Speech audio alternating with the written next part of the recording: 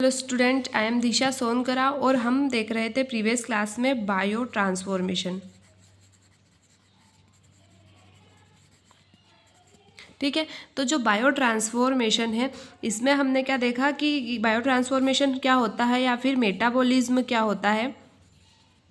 Then metabolism में इसमें 2 types के फेज होते हैं। हमने 2 टाइप के फेज देखे, फेज 1 एंड फेज 2। तो प्रीवियस क्लास में हमने देखा है फेस 1 क्या होता है। फेस 1 में कौन सी रिएक्शन होते हैं, जैसे रिडक्शन हो गया, ऑक्सीडेशन हो गया, डिसाइक्लाइजेशन हो गया, साइक्लाइजेशन हो गया, हाइड्रोलिसिस हो गया। तो ये इस टाइप के रिएक्शन हमने देखे। देन हमने बात करने वाले हैं आज फेस 2 के बारे में। तो जो फेज 2 है इसको हम क्या बोलते हैं, सिंथेटिक रिएक्शन भी बोलते हैं और साथ ही कॉन्जुगेशन रिएक्शन भी बोलते हैं। मीन्स इसमें क्या हो रहा है कि कोई अदर कंपाउंड या फिर अदर मॉलिक्यूल से मिल के हम क्या कर रहे हैं, एक स्ट्रक्चर तैयार कर रहे हैं।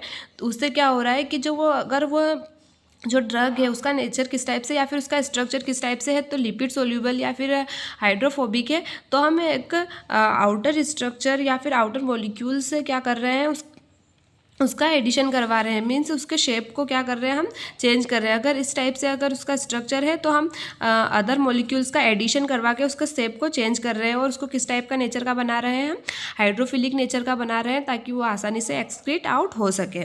ठीक है, यहाँ हम समझते पढ़ के। It is a process by which a drug or its metabolite is coupled conjugate enzymatically with an endogenous substance, usually a carbohydrate or an amino acid or a derivative. वही जो मैंने आपको समझाया अभी कि यहाँ पे क्या हो रहा है, जो हमारा ड्रग मॉलिक्यूल्स है उसके साथ क्या हो रहा है, कॉन्जुगेट हो रहे हैं अदर मॉलिक्यूल से, या फिर उसको बोल सकते हैं हम कि कपल्ड हो रहे हैं। ठीक है, किस टाइप, किस फॉर्म में, तो एंजाइमेटिकली फॉर्म में, ताकि क्या हो सके, उसका स्ट्रक्चर हाइड्रोफिलिक नेचर का बन सके और जिसमें कार्बोहाइड्रेट और अमीनो एसिड एक इंपॉर्टेंट डेरिवेटिव के फॉर्म में अपना रोल प्ले करते हैं। ठीक है, ताकि क्या हो सके, जो ड्रग है उसका स्ट्रक्चर किस टाइप से हो सके, तो वो हाइड्रोफिलिक नेचर का हो सके। ठीक है, nearly all conjugates are inert and water soluble and passes in urine और बाइल।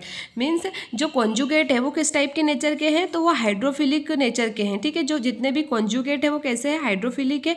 तो वो जो कॉन्जुगेट है वो जब किसी स्ट्रक्चर से ऐड होंगे देन वो क्या करेंगे, उस पूरे स्ट्रक्चर को किस टाइप से बना देंगे, वाटर सोल्यूबल बना देंगे, ताकि वो आसानी से क्या करें, यूरिन और बाइल से पास हो सके। ठीक है, then conjugation reaction have high energy requirement. ठीक है, तो यहाँ पे क्या हो रहा है, एक नया स्ट्रक्चर बन के तैयार हो रहा है। एक जो पुराना स्ट्रक्चर है उसको क्या करना, हाइड्रोफिलिक नेचर के लिए कन्वर्ट करने के लिए क्या है, एक नया स्ट्रक्चर बनाना पड़ रहा है हमें। इसीलिए यहाँ पे क्या हो रही है, एनर्जी की रिक्वायरमेंट भी ज़्यादा हो रही है। ठीक है, और ये जनरली कैसी है, फास्टर है, किससे, फेज 1 रिएक्शन से फास्टर है।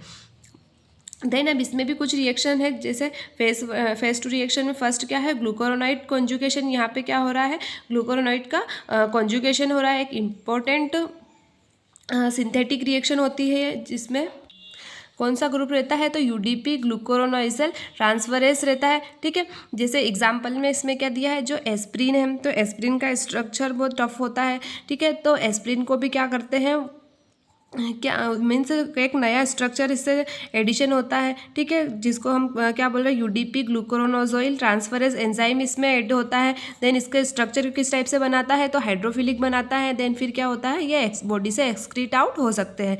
और भी क्या है इसमें, पैरासीटामोल है या फिर डाइजेपाम है।